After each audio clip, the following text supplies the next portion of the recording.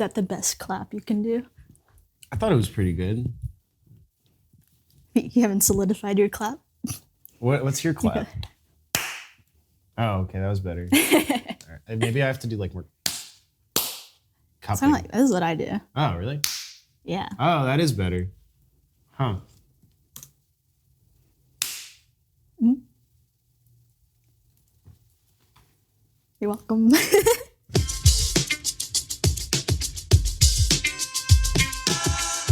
For this episode, we are talking about 2001: A Space Odyssey, released in 1968, written by Stanley Kubrick and Arthur C. Clarke, directed by Stanley Kubrick.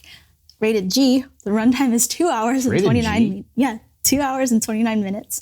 It won the 1969 Oscar for Best Effects, like special visual effects. Yeah. And the synopsis is, when a mysterious artifact is uncovered on the moon, a spacecraft manned by 2 humans and 1 supercomputer is sent to Jupiter to find its origins. Dude, it's such a good movie. Yeah, I love that movie. Spoilers, but it's been out for years. Yeah, if you haven't, you should watch. I did watch it for the first time this past week. Yeah, that's kind of crazy. Yeah. But it's okay. Yeah, what did you think about it? You like it? It was okay, I think. Okay. Yeah, I'm gonna be that person. Right. I wrote down that at the end, like I was a little confused. Sure. There wasn't narrative story as deep as like I would usually like. Yeah, I think that there's kind of an element of it where like if you're really into science fiction, then the plot is like significantly more clear. Also, if you like know a little bit about the book that Arthur C. Clarke wrote, then that also makes it more clear. But yes, it is. If it's like one of those movies where like you can miss one line and like miss a huge amount part. Of what's happening. Plot. Yeah. Gotcha. Because also there's like not a lot of lines. There are no lines for the first like half hour. Yeah. And there's also... But I finally get the references for all of the... for all the other things I've seen. Yeah. That part. That was one of my favorite parts, actually. Yeah, I love the beginning. He throws the bone up and it match cuts to the spacecraft. Yeah. That was cool. Also, a lot of that intro kind of, in a weird way, reminds me of Lawrence of Arabia. Yeah, like the shots. I don't understand why. I do want to say that this is a movie that's intended for a theater. Like you can't, it's like, I watched it at home and it's, not the best like way to watch it because there's like an intermission. You get, I don't know how long, but it starts with like music over black. Yeah, I love and then that. At the end, there's like music over black as well. And I think that's when you're like enter and exit. Did yours also have some, sorry, I interrupted you, but did yours also have some random guy like talking about the movie in the beginning? I don't remember it, but I want to say yes. I was so annoyed. I was like, this guy was like, wait, yes. This movie is really, intro. He's like, this is a really good movie. Yeah, blah, blah. And I was like, I know, I'm watching the movie. Go away. Like, what are you doing here? Yeah, just to talk about it, it's like, you have this white guy talking about how important this movie is. Yeah, and I was like, I just want to like watch the movie. Skip. Yeah. I don't care about what you think about the movie. Yeah. I do think it was, very, like it set a lot of standards in how we like do things now. Yeah. Which is really cool. Oh, yeah. I mean, there's so many, like that's like, I think all of it in the beginning, like a lot of the, like pretty much all of the space stuff is models, which is crazy. Like it looks so good, like still. And to me, it's like a really mind blowing, like feat. I read that they did something with like a projection, like a front projection or something. I don't remember it fully, but they used it for, I think, the desert, like with the apes, the monkeys. I think that is true. They were humans in a monkey suit, right? Oh yeah. Yeah. I was like, yeah. But I kind of I don't really mind that. What about the cheetah thing then? That is them throwing a cheetah at a man. That was crazy. I also forgot about that. Yeah, they literally threw a cheetah at somebody. It's crazy. And did they have the Humane Society back then? I doubt it. Okay. Yeah. Crazy. Yeah, they fully like a guy like picked up a cheetah and threw a cheetah at another guy. And then that guy got attacked by a cheetah. Different times. But also like, dude, imagine like being like monkey number 12 and you like got mauled by like a big cat. I'd be like, this isn't worth it. That's crazy. But yeah, just like in terms of crazy things that they did, that's all of like the stuff where it's like rotating is like really cool because they basically would have that whatever space they were on would like in the airplane or the shuttle, like when the lady's like walking up the wall. Oh yeah. That is the entire set rotating and then her being stationary and the camera rotating with the rest of the set, which is like so crazy. Yeah, that was cool. It reminded, I don't know who did it in the box first. If it was like a dancer or something. Yeah, I don't know. Wait, what? There was like it was like a dance or something. And it was in a box and they would like rotate the box. Oh, you're saying in a different movie. Yeah. I see. I don't know. But it essentially had the same idea. Right. Yeah. And then also the scene where he's running in. He's like. Yeah. That shot. I think it took 3 days to get that because they built a giant hamster wheel. Yeah. And he had to like time it perfectly. Yeah. Super crazy. Well, didn't he also have to like make sure he was balanced or else he would have like fallen over? I'm sure. Yeah. Yeah. Yeah. But yeah, I think like there's just so many crazy things about that movie. I love it. I think it's great. Also, all like the synthesis that they're doing. I think it's visual synthesis at the end. What do you mean? Like when he's like, when the end sequence first starts. I don't remember.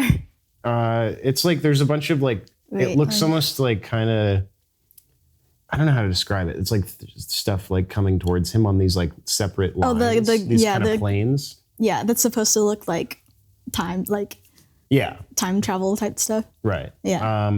That felt like video game, like to me. It felt like Tron Legacy. So cool. I think it's so cool because I don't know. Then it cut to like his eye and it's just like different colors. I don't know. I love the end. Yeah, it reminded me of Tron Legacy a little bit. What did you think the end meant? Space baby.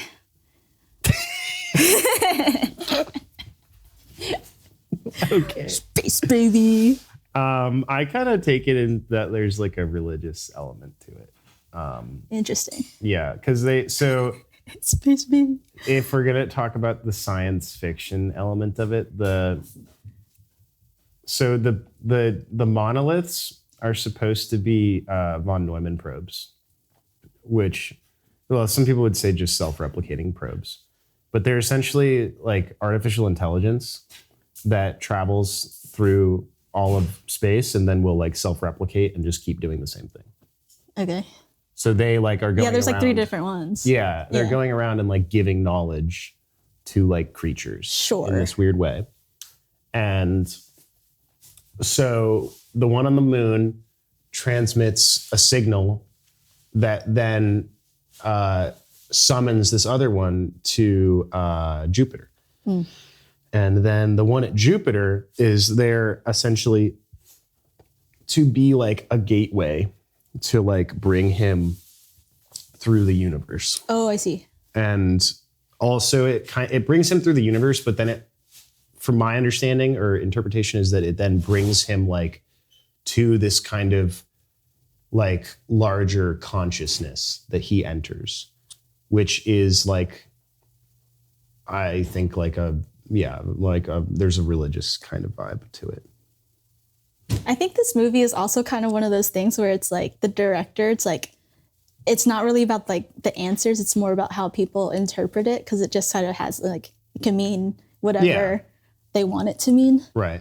Just being like, we want this to make people question this and this and this. Right. And that's just what it is. Yeah, I do. I get that the visual stuff is like, not everybody likes it, but I think it's sick. I also have like,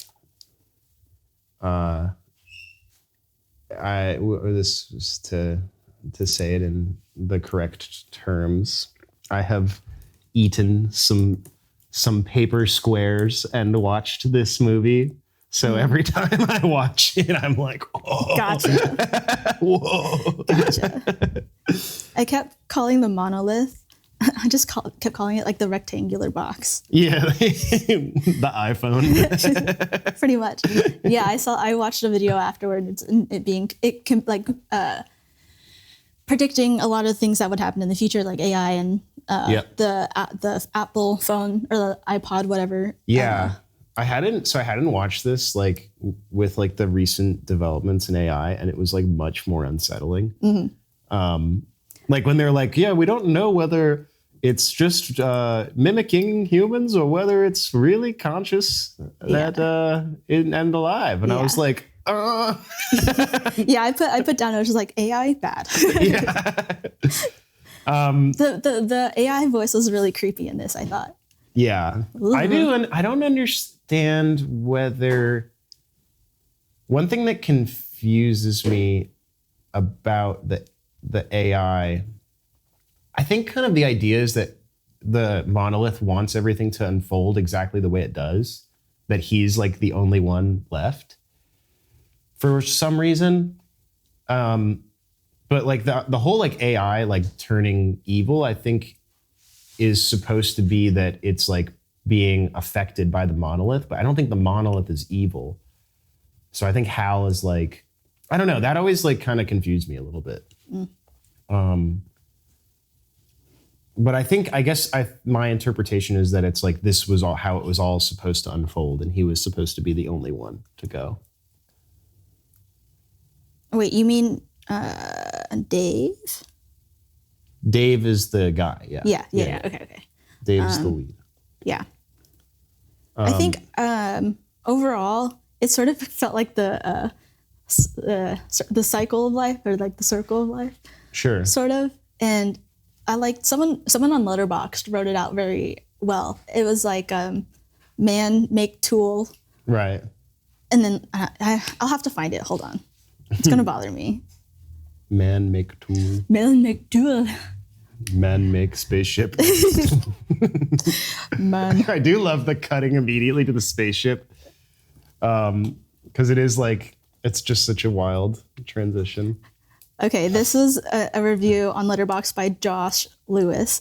It says, shout out to you, Josh. Shout out. It says, man invents tools. Man becomes slave to those tools. The tools start to behave like man, so man brutally murders them. Man sees the cycle, sees everything, and transcends, goes to nuclear space baby mode. That's actually pretty accurate. Kind of just like man, space, and just like or tools and stuff like that. Yeah, I guess like also in the beginning beginning they talk about birthdays a lot too. True, yeah. And then it goes on, and then it's like he sees himself dying, and then he comes out as like a new space baby, which is like whatever. I do, yeah, that is a good point. I do also kind of, maybe I'm wrong. Maybe it's not that the AI is being messed with by the monolith. Like maybe it is just that the AI turns evil. I don't know. That has always been something I like have to think about. I think it like gains like in one sense, because it's like what does he say? He's like, I'm going to complete this mission, sort of like with or without you. Right. So like there is that sort of programming, but then having, I guess, sort of like a consciousness of like doing this with or without the humans. Right. Sure. Yeah. Did that make sense? I don't know. I don't know. I don't know. It's hard. It's hard. It's a weird. It is. Yeah. It's one of those movies. But yeah, that to me, that's like kind of the thing that has always been a little ambiguous is like what's going on with Hal. Sorry. No, you go ahead. It reminds me of the autopilot in WALL-E. True. Yeah. And with the red eye, the ominous red eye, sort of like controlling everything. Yeah. And seeing everything. Crazy to say that the 2001 Space Odyssey reminds you of WALL-E. That's so funny. I love that. Yeah. Yeah, WALL-E did it first. But yeah, I don't know. It's such a weird movie. I think it's like the score is also so amazing and perfect. Yeah, the vocals in it, or like the breathing, just like making it come into life or whatever. Like that was really interesting, I thought. Yeah. Kind of annoying, but also I think it was I liked it. Yeah. I also, the part where I think it's when they're on the moon and they're like walking up to it and it's all like, oh, that's one of my favorite score choices of like any movie ever. That like gets me every time. Yeah. I love that. I think I wrote down like the rules of gravity don't exist. Because I think they did some, like in space it would look totally different, but like they tried. Oh yeah. And I was like, that's kind of, I did they like did the a decent job. Yeah, I like the insert. I think it was like it was like the shoe. I forget what it's called. The anti-gravity shoe. I thought that was really funny. Oh yeah, the grip. Yeah. There's a lot of things like that where like they are like, we kind of have to explain something. Like that one point, I think the idea is that you know, when the pod, like Hal has the pod throw the other guy into space. I think the idea is that it blows off the door, because right after that, like it blows off the door at him. Because right after that, it shows him, it shows Dave getting in the other pod and it says explosive bolts. Yes. And so that was I think they were trying to be like, the door exploded at him. Frank. At Frank, yeah. Okay. I might be wrong, but there's a couple moments where they're like, we explain with text. Yeah. I thought it was funny. Yeah. Yeah, I do remember that like insert or whatever, but it didn't really like make sense to me. That I had never noticed it before, and I was like, oh, I wonder if that's the idea. Like it didn't throw him, like it blew the door off at him. Oh, I see what you mean. Yeah. To launch him out. Maybe. I did write down because the Frank and Dave, they had their red and yellow suits. Yeah. And there was like green and blue. I was like, these are the Power Rangers of spacemen. Yeah. So good. I thought that was funny. Yeah. And then, yeah, he puts on the green helmet at some point. I don't think we see it, but I don't remember that. Because he forgets his red helmet, which is kind of like, why would you not take your helmet in the pod? But then he's locked out, so he has to manually get back into Hal. Oh yeah, the Hal airlock 9000, yeah. thing. Yeah, it doesn't make any sense. No. It's okay. It's like, yeah, I was like, what? Your eyeballs would get sucked out of your head, but that's fine. Yeah. I was like, the rules are different here. Yeah, there's so many things about that. Yeah. Yeah, going from one atmosphere of pressure to zero, it's like, doesn't really make sense. Yeah. You would die. Yeah. Your blood would boil. Your eardrums wouldn't exist anymore. Yeah. Your eyes would come out. You'd probably have a swollen throat and not be able to breathe. But it's fine. It's fine. I actually like, there's a couple, all of like the logic based stuff, like the real world things in that movie that don't make sense. I'm like, they did so much right. It's they okay. did so much else. Yeah. But yeah, that is real. Yeah. Yeah. I don't know. My takeaway. Yeah. It was kind of just like circle of life. Yeah. Part of it. And just like, I'm trying to think back to what it was like in the past making stuff like that, which was like, what do you call it? It's not like, I don't know, I can't English. It's just like setting the new standard, sort of. Yeah, you mean in like terms of like the quality of it? Yeah. Yeah. Here, I just wrote cool visuals, nice production design, and cinematography, and the acting was fine. It felt kind of slow, but it is sort of like a slower movie. Yeah. There was some weird edits, I felt like. There's one edit in the beginning where, what's his name? He's like a CEO and he's like traveling to space. Oh, the doctor? Yes, Dr. whatever. I don't know. Something. It's fine. Yeah, anyways, this doctor comes in and he's talking with these Russians. And it's like a wider shot, and then it cuts into like a smaller, like a closer shot. Yeah. And I was like, that, it kind of, I don't know, it felt weird to me. Are they Russians? I thought they were Germans. Or French. I don't know. They're not American. Yeah, Europeans, I guess. Yeah. And I kind of, Oh, I know what you're talking about. There's like a really weird cut. Yes. Yeah. That I was also like, noticed what? that. Yeah, that was kind of weird. And I think it does that a couple other times. And like really noticed it. I was like, Yeah, this I is think weird. I would assume that that's like, I don't know, because he's so like, it's Stanley Kubrick. He's very like intentional. So I don't know why he would do that. Like, there's no way he did that. Like, that happened because like they didn't have the footage or something. That definitely is a choice that he made. And I have no clue why you would choose to do that. Yeah. Yeah, that was kind of jarring to me. Yeah. Maybe it's literally like this movie is very slow, so we need to just do some crazy shit every now and then so people don't fall asleep. Yeah. Oh, man. I do also love that they got the space being silent right. I think they consulted like some scientists to make it. Oh, they had to. Yeah. For sure. And then, of course, there's all the conspiracies about this movie and the moon landing. Oh, yeah. Yeah. Which is a fun topic. Yeah. What did you think of the titles? Because there's like The Dawn of Man, Jupiter Mission 18 months later, Right. Intermission, and then Jupiter and Beyond the Infinite. I like it. I mean, I don't really, it's funny, I haven't really ever thought that much about them. I think it does like break the movie down into sections, but it wasn't like part 1, part 2 or anything. It was just like this, you know, True, sort of like not like kind of story. Kind of not. What was your favorite part? My favorite part of the whole thing? I mean, honestly, the end. Like, the end is my favorite part. When he's, like, looking at himself dying? I like that part a lot. I think maybe when you start seeing the shots of his eyes and he's, like, going through... I just think it's so, like, they're trying to depict, like, traveling, like, the entire universe and, like, seeing the entire universe and like entering this like giant like other thing.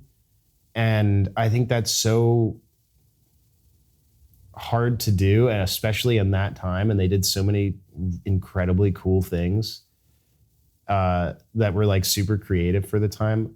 I wanted to ask you, do you think that some of it is expired film? Like, do you think, or like chemically altered film? That was something I was wondering. It's a good question. I want to say no. Okay. Yeah. Yeah. But I don't know. I thought that, like, I just think that that's like, it's so hard to like try to like depict this like almost God-like thing that they're trying to show you. And I think like anytime somebody goes for that and I don't hate it, I'm like, wow, that's so amazing. That's crazy. I don't know how you did it. So yeah. Yeah. I think my favorite like section was the Dawn of Man. Yeah, just watching like the man apes and the cheetah and the bones. Yeah. Learning how to use it as a tool. And then he like hits that other ape for the water. Monkey. Yeah.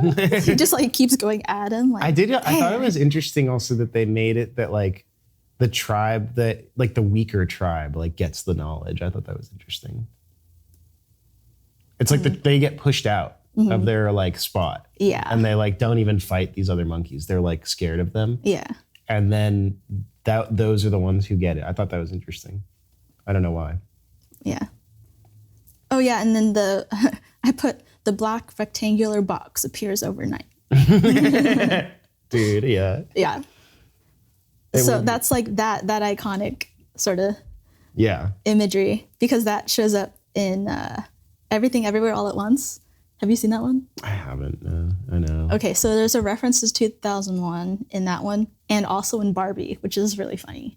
Yeah, what is it in Barbie? I like vaguely. It's just like a Barbie doll just standing as the monolith. Right. And they like play the music or something. Yeah, and then she like throws up one of the dolls or something. Yeah. It's great. Yes, it's great. It's in the beginning, right? Yeah. Yeah, actually I love that. It's so good.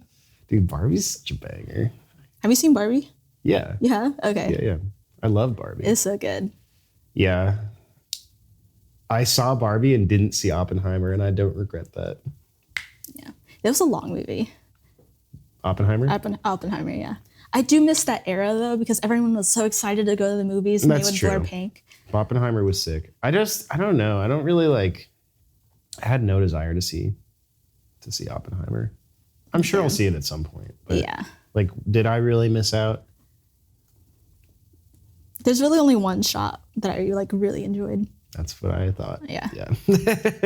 Yeah. This also, because like this is an older movie and I haven't seen it till last week, it reminded me of Interstellar and Gravity as well. Fair. Yeah. Yeah. I'm just looking at my notes.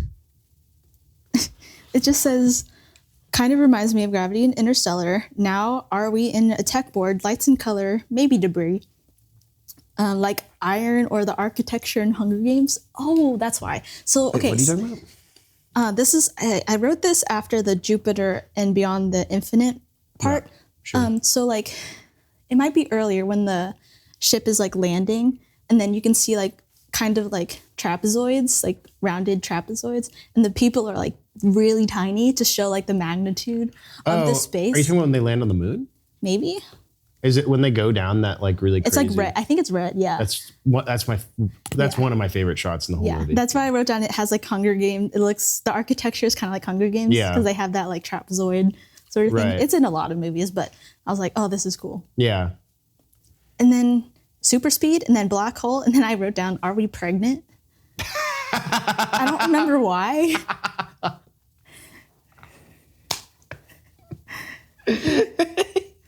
Because the baby?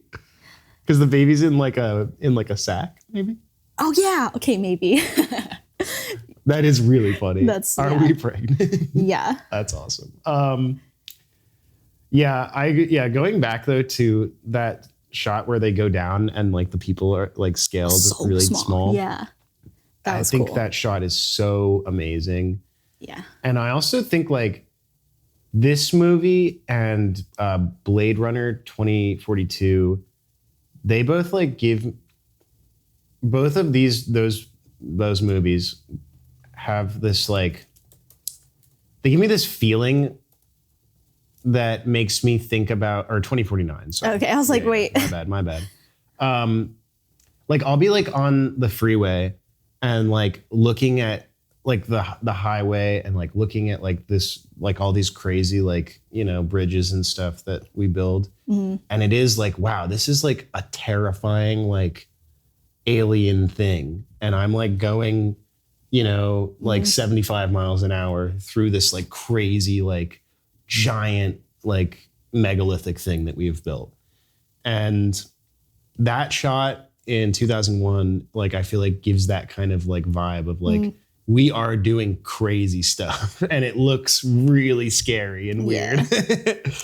Yeah, I wrote, in caps, I was like, something weird is going on. Yeah. I think they do a very good job of showing like how unnatural and bizarre so much of what we do is. Yeah. Have you heard, okay, kind of relevant, but have you heard of the game Detroit Become Human? I reference this a lot just because of like the AI aspect. No, what is it? It's a video game and you play as one of the AI robots.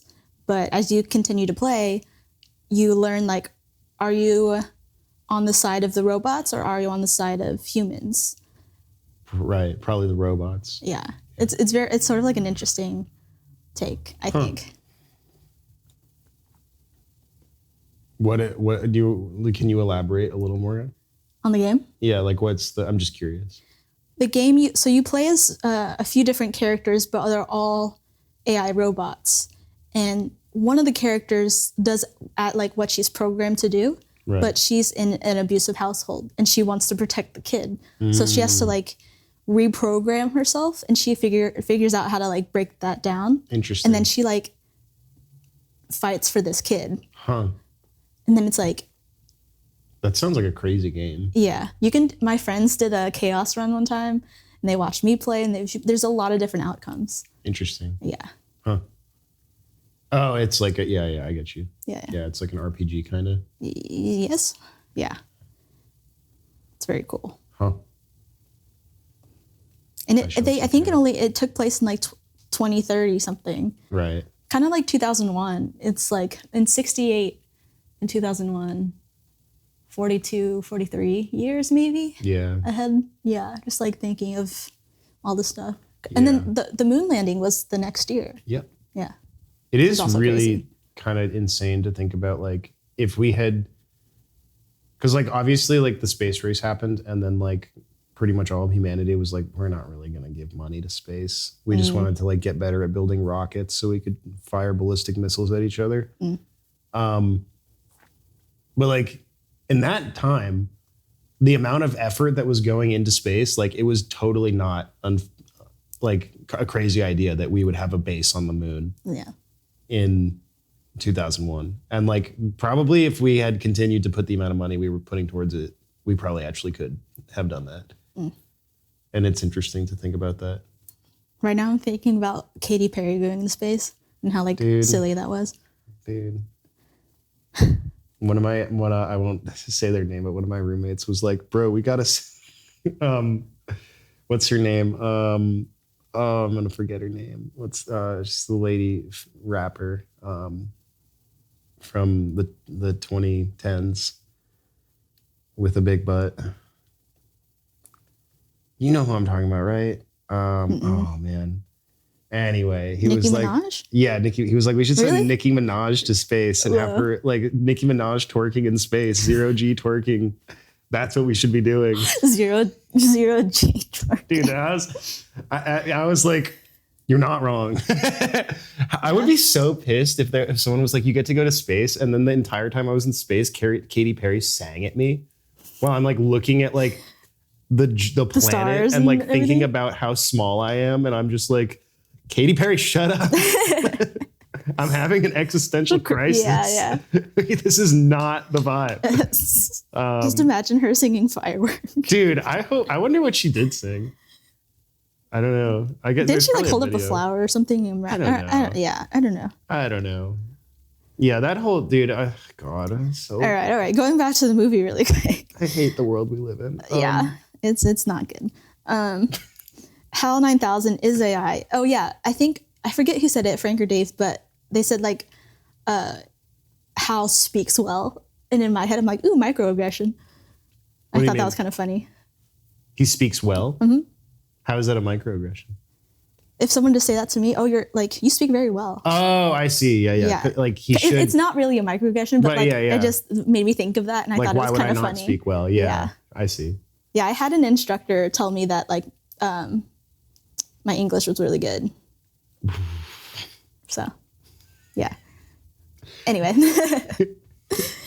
That's crazy. Yeah. You're like, yeah, I'm from here. Yeah, I grew up in Indiana. But whatever. Your English is really good too. Yeah. Anyway. That's crazy. Yeah. I don't know if I'll include this part, but the spaceship, I think it was HAL. It kind of looks like a sperm. I thought that too. Yeah. It looks like a sperm. Yeah. Or a dick and a ball. Yeah. I was like, oh, it's like a really weird dick and balls. And then I was watching it with Gabe, and Gabe was like, dude, that's sperm. And I was like, you're right. Which actually, with the baby. With the whole like circle of life thing, that's an interesting point. Yeah. I totally was like, it's like kind of unavoidable to not see it as sperm. Yeah. Whoa. I do think that there is some connection there. Space baby. Yeah. Because like it's he is like the DNA of the sperm, and then the monolith that they reach is the egg. Bro. Yeah. That is definitely like the idea, I think. I can't get away.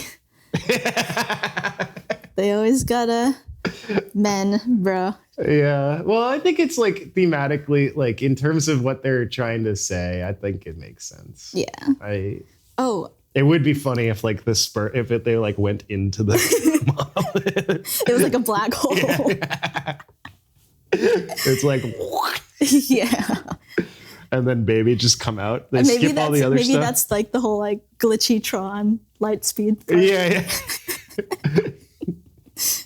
I had a question about like the song Daisy. That is so cursed. That is so cursed. Yeah, go ahead. I just like, it was, I don't fully remember it, but like, didn't Hal bring up a memory and he started singing the song as he like died? Yeah, Or was turned off? one of his first memories. Yeah. Yeah. And then like it switches like octaves and he's really like, Yeah. It's kind of creepy. I think the idea. It switches on the safety thing as if like the guys didn't know about the monolith. Oh, that was a scheduled video that was supposed to turn on when they got there, no matter what. Yeah. But I think the idea of the Daisy thing is they picked, you know, what would be the most fucked up thing for him to sing, right? Which I think that song is pretty fucked up to be singing in that moment. But I think the point is to show, it's like to make you like feel like, oh, this is like a living thing I see. that he's killing. That's always been my interpretation. That makes sense. Yeah. Like Hal is alive and he is killing Hal. Got you. And I like the part when like Hal's like, would you like to hear like this song? Like, and he's like, he is ignoring Hal the whole time. And then he's like, yeah, like sing the song to comfort him. Yeah. Cause he's like, wait, this guy is like alive. Like Dave realizes it, you know? Yeah. I just keep thinking of the Power Rangers now. Yeah, that's fair.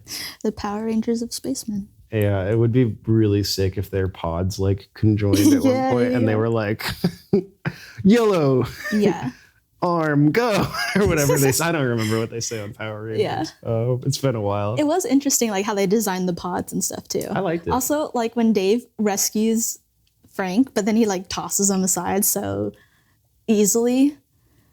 Right. Sort of like the sacrifice of like, well, he's like to so dance and clearly stuff. dead. Yeah, yeah. I was like, I always forget that he actually gets to him. Because it like really seems like very unachievable. Oh yeah, and then the whole unrealistic part where when they go to change like the battery or whatever, like they go without any. Oh yeah, that stringer. Like I was thinking Wally, like any like power to go. Like he also could have gotten space. So much closer. Yeah. He's like 40 feet away and he's like, time to jump with no tether into space. Yes. And it's like, okay, you don't need to do it's like that. Something. Also, that doesn't, how the would he get back in? Yeah. There's a lot of things. Yeah. Rope did exist at the time, so they could have thought of that. But whatever. Yeah. I wonder what that thought process was. I think that he wanted to add suspense. And it was just dumb. Like, I think that's my interpretation. I think that that's like one of the most annoying parts of the movie. Because I do love this movie. But like that part, I'm always like, what are we doing? Yeah. Going into it, like the G rating surprised me. I thought it was going to be even more like existential, like dread. But it was rated G. So. I feel like I wouldn't show it to like a little kid. I feel like they'd be really confused. Yeah. And it's such a long movie. Like, they would not sit through that. There's also, like, I don't know. Like, I feel like it would stress a kid out.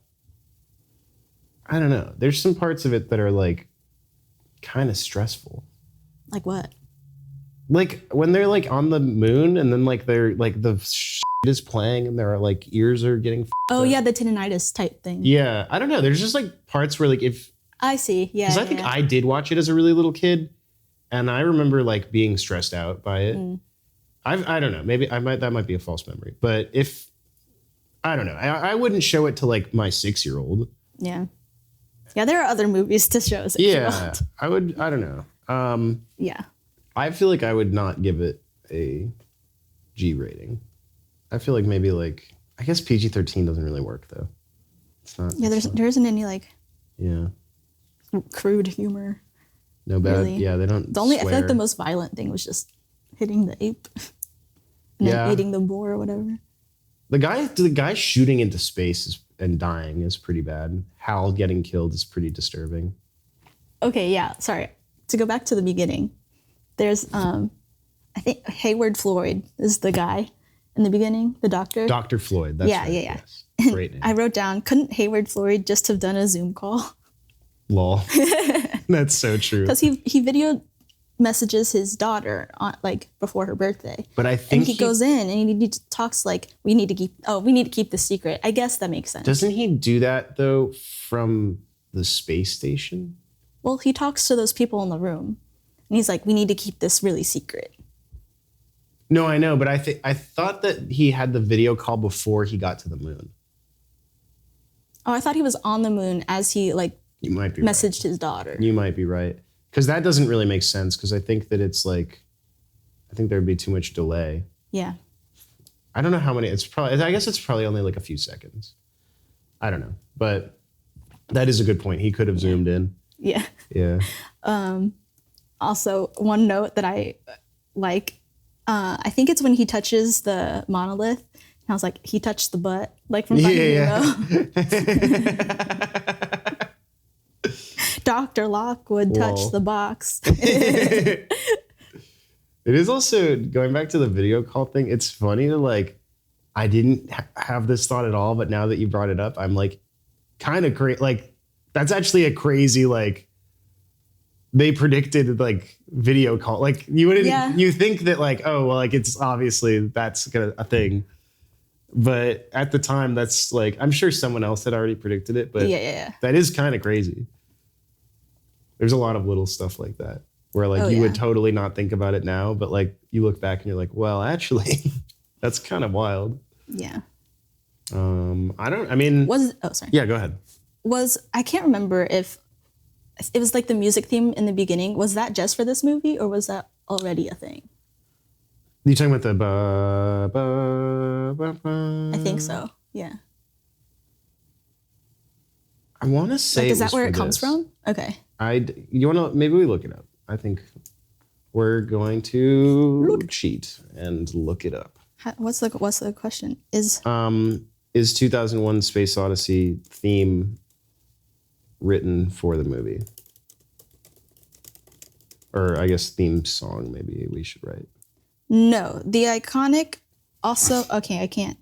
Scratch Zarathustra, often associated with 2001 A Space Odyssey, was not specifically written for the film. It's a classical piece composed by Richard Strauss in 1896. Huh.